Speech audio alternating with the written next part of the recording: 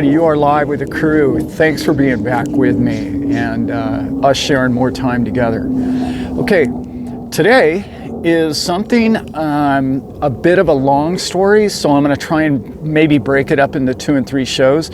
I think this is going to be a subject that's going to interest all of you for many years to come in our lives. So I'm going to dance around it a little bit as I do, and I'm going to try and paint a picture for you as to what's occurring today in our lives and where it may be headed.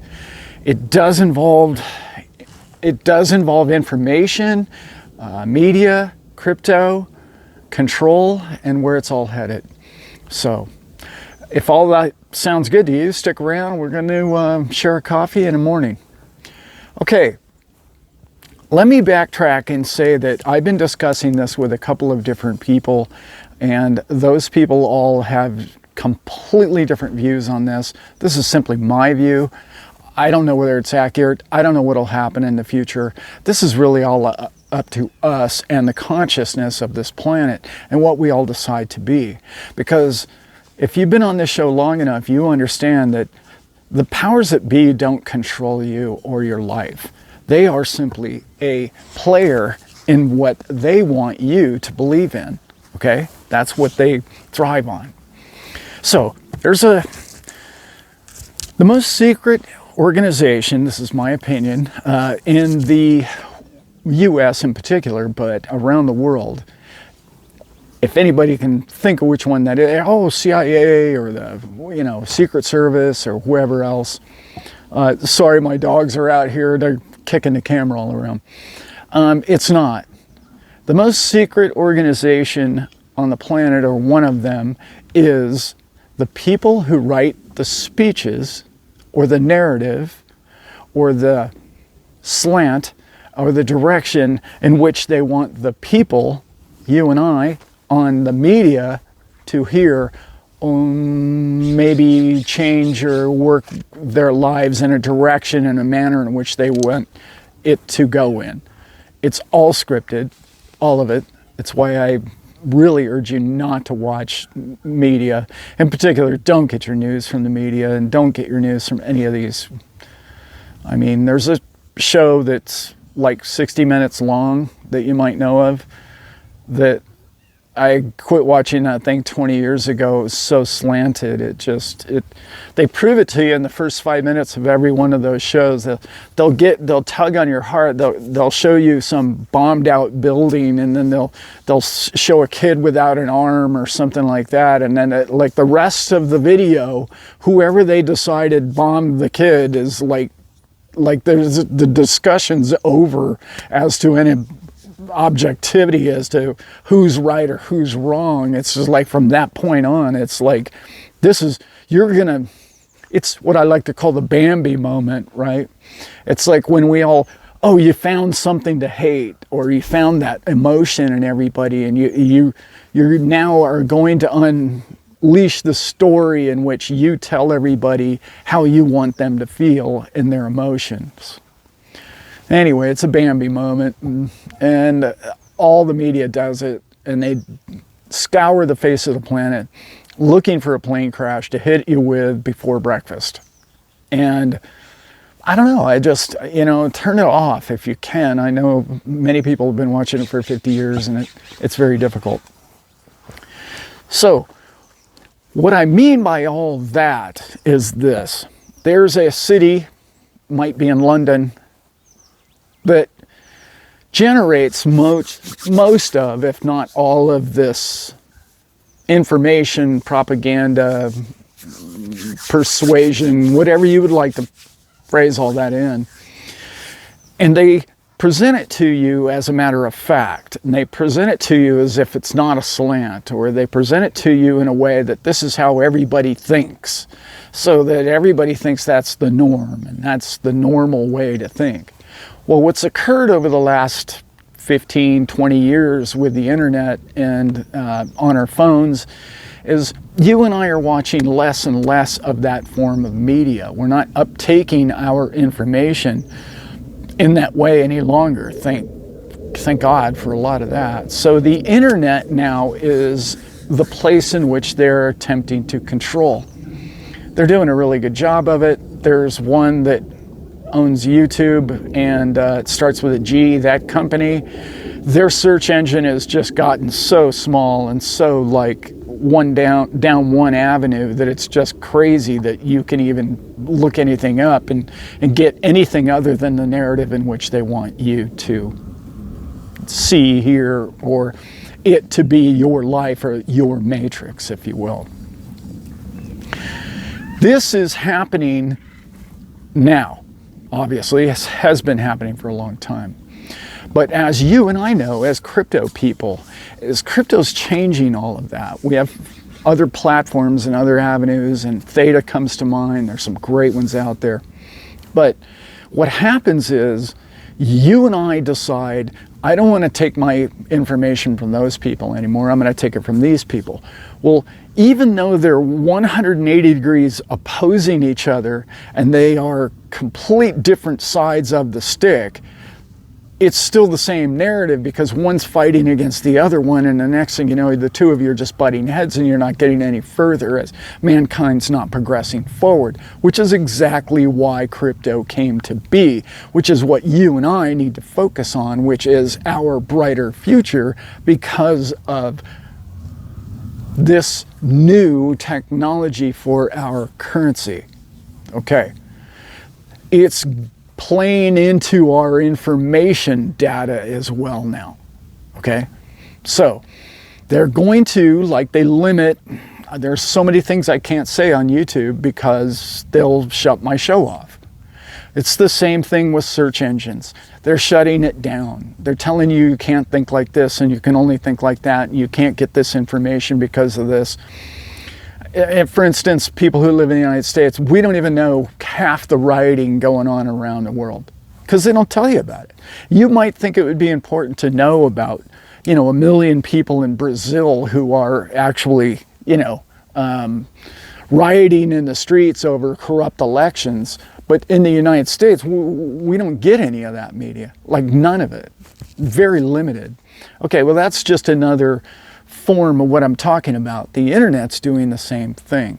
It's controlling what you learn, or what you're exposed to, I should say, not learn, because everyone learns something different from, one sentence can be said and everybody learns something different from the same sentence.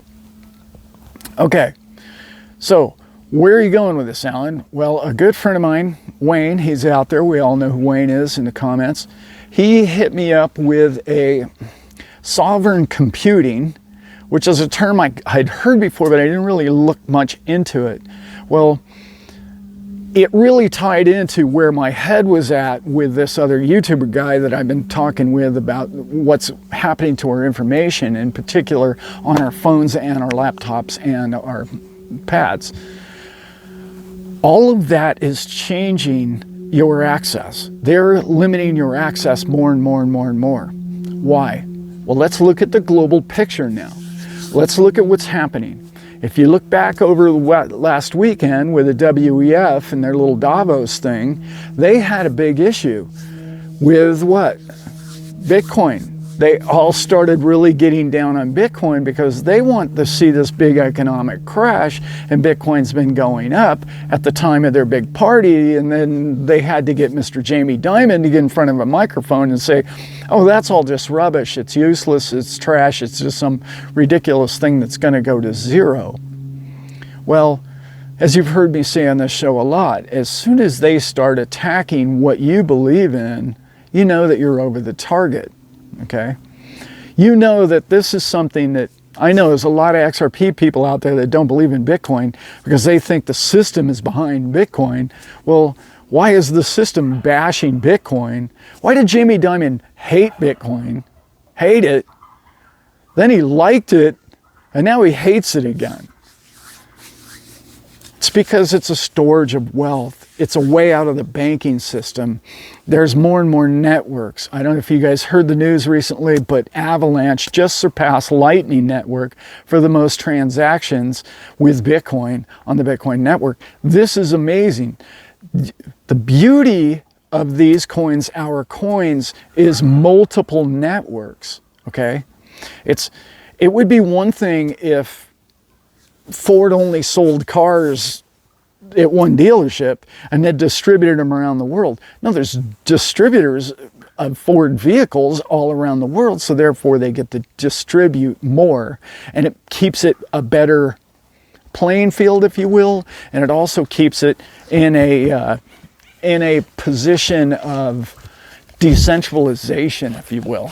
Okay, and that means you and I will eventually get the true, real deal from it, because it'll be more decentralized, it'll be more of a peer-to-peer system, and you and I will have a fairer trading platform, because once it's on one platform, well, that's the control people that I'm talking about. They really want that. They want to keep you confined into their narrative. Well, their narrative is falling apart in so many ways. Again, this is going to have to be a 3- and 4-parter. It's falling apart in so many ways. Let's just look about what happened to Saudi Arabia. They, for 50, almost to the day, 50 years, have been selling oil in US dollars denomination. No matter if you were China buying it from Saudi, it didn't matter. You had to use US dollars. That's changing, right? They've already decided they're going away from that. They'll take gold. They're going to take Bitcoin. If you look at what's going on just in Dubai and the UAE, and if you look at what's going on over there with crypto in particular, it's crazy the advancements they're making and where they're going with it all. Well, they're going to take Bitcoin or Litecoin or whatever your coin, okay? And it's going to run on the XRP network. Why do we know it's going to run it? Well, I believe it's going to run on the XRP network on top of other networks. It's going to run on Avalanche. We already know that. It's going to run on Lightning. It's going to run on XRP. It's going to run on XLM. All of this is going to be diversified. That's what they don't want. And it's happening now. Okay, now the BRICS nations, they come out and they've been telling their people to buy gold for 10 years. Did the US government tell you to buy gold? No. Did the Canadian government tell you to buy gold? No. No, they didn't, did they? Why didn't they? Do they care about their citizens, or are they more concerned about their monetary system in which they've entrapped, enslaved people in? And they're doing everything they can, and that exposure that I'm talking about is being more and more exposed, which requires them to control more and more of said media, of said gold, of said, oh, you can't use this, you can't use the SWIFT, you can't use the internet, you can't use this. They're trying to keep you and I from being a retail crypto owner, okay? Think about that. With politicians, people sent me a couple of links, fantastic stuff. Keep bringing them, man. I love that stuff. They are talking daily now, Miss Janet Yellen and other politicians. Bankers and politicians don't like crypto. Let's just call a spade, right? They don't like it. Why? Because it threatens their way of life. It threatens their control. So they're going to do everything they can to keep it from thriving. You and I already know this. They're not going to succeed, just like they didn't succeed with controlling the world with the sale of oil. They didn't with the sale of gold. All of this is coming more and more obvious, so they're getting tighter and tighter and more tense, and they're on the defense. They're being defensive and they're losing, and if you can't see that, you need to look around, because it's everywhere. The exposure is everywhere. And exposure to you and I means success in the crypto world. Let me get back to what I was talking about a second ago, because I, got caught petting the cat here. We know that they don't like crypto. We know that. It's pretty obvious, okay? Anytime you see somebody on any kind of form of media, the slant is always negative, okay? If it was a technology in which they really liked, they would promote it, they would be in bed with it, they'd get it. Now, they are in bed with it. Trust me right now, on the back end, they're all in. okay? They still want the little guy in because it's very difficult for them to control it until they can get their CBDC out, okay? Once they get a little more control for the quadrillions of dollar units floating around out there, okay? And the reason why they want to do that is because so they can make more digits. They don't want to be held accountable. They don't want to be caught in a truth ledger. That's not their game. They don't play it well. So this is happening. It's happening slowly. I know it's going to take a while, and a lot of us are being impatient about it, but you're in the right place. They can't legislate you away from it. They tried to get rid of smoking marijuana 50 years ago, and now it's legal where I live. I mean, come on. They failed. They lost. They lost the oil transfer of sale of oil around the world. They're losing because of the absurdity of them being able to just print money, and you and I have to work for money, and they get to create money from nothing. And that, frankly, it's not successful, and it's not going to work for the betterment of mankind, which is why this channel exists, because I want to know where the ball's going. I want to know where mankind's headed, and I want to know that you and I and our families are going to have a great life there. And that is why you watch this channel.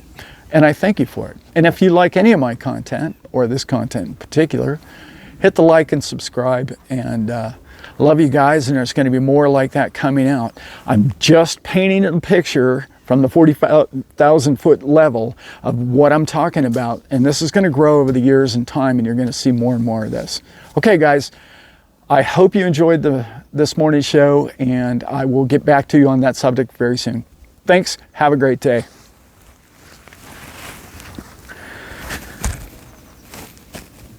Oh, no. Oh, my foot. Oh. Oh, boy.